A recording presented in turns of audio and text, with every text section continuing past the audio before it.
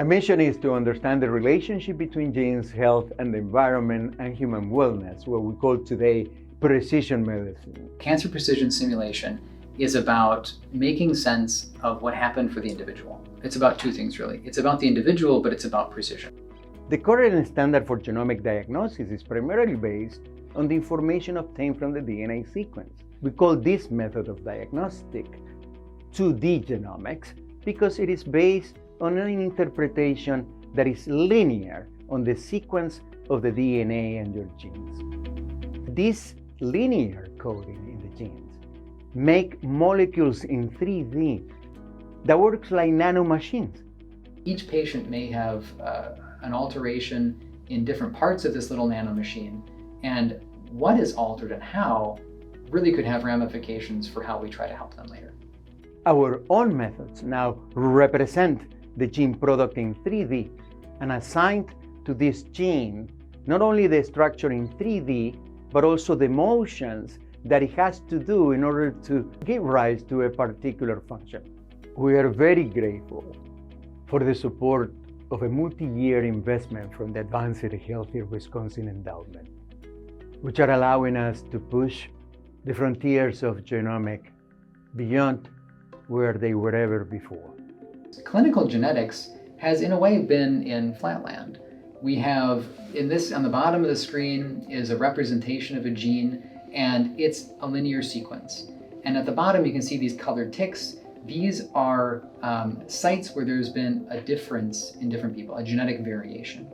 And if we see the same variation in another patient, well, that's maybe what happened, but we really don't have a good sense of what the gene is. So I want to take the patient, a representation of the patient that has a variation of this gene, and put it not in a land of 2D, but in a land of 3D, where we can better understand that it's not this sequence of ATCG that causes the disease, it's dysfunction of that protein complex that's in this case an ion transporter.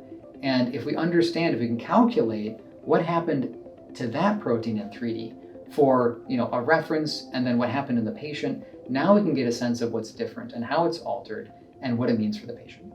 We are launching new discoveries that will allow us to understand how different mutations which are present in individuals from Wisconsin work to give rise not only to cancer, but a large variety of non-oncological diseases. Proteins are complex.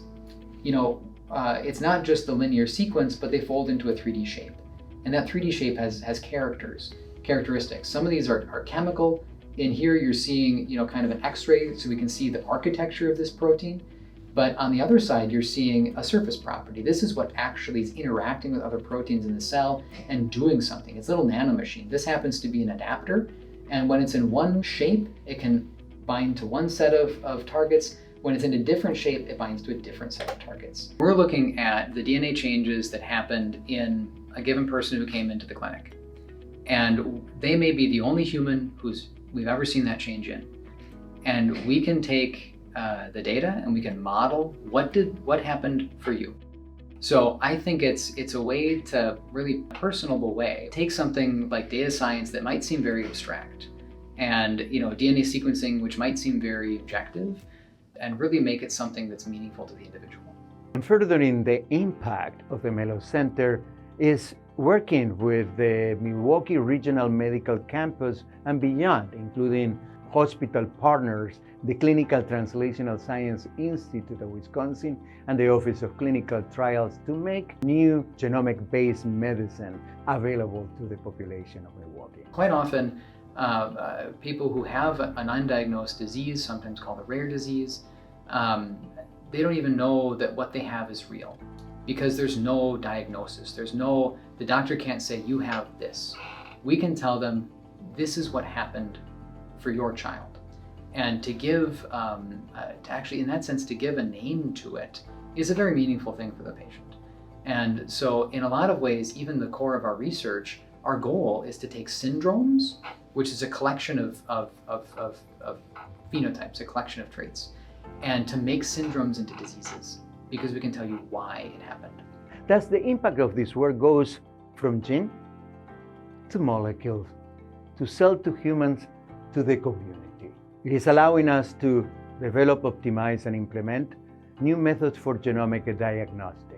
Furthermore, to create new tools and methodologies in system biology that are now available to all the investigators that seek to improve the health of individuals in Wisconsin. We have connected Wisconsin with a national and international network of experts in genomic science and precision medicine and data science, so as to bring more talent to the area and be connected to the world. We have created multiple new careers, as example, the master's degree in genetic counseling and the master's degree and certification in precision medicine. We are planning currently like the master's degree in genomics analysis. And this is important because to bring new jobs to the new generation in order to change and to improve health in Wisconsin. The HW Endowment Grant has helped us to build a platform. So what we've been able to do takes our experience in precision oncology, takes our experience in the undiagnosed diseases, and we've been able to build a process that is supporting both of them. And that's something that's difficult to fund through some of the traditional venues that are very disease focused. We are actually disease agnostic in the sense that the methodology and the inventions that we create are directed to benefit all individuals, all of us here in Wisconsin, independently of our lifestyle, our genome, and our environment. We're also develop advanced concept that integrates wearables, portables, implantables in order to convert our new ecosystem into a data-driven healthcare research, education, and delivery system.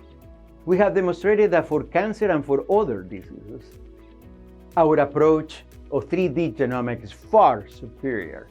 So our final goal is to be able to influence the change of guidelines to bring 3D genomics into the world of genomic analysis, and at the same time, we will be creating the career of genomic analysts that will bring these new concepts of system biology to bear to the benefits of the field of genomics.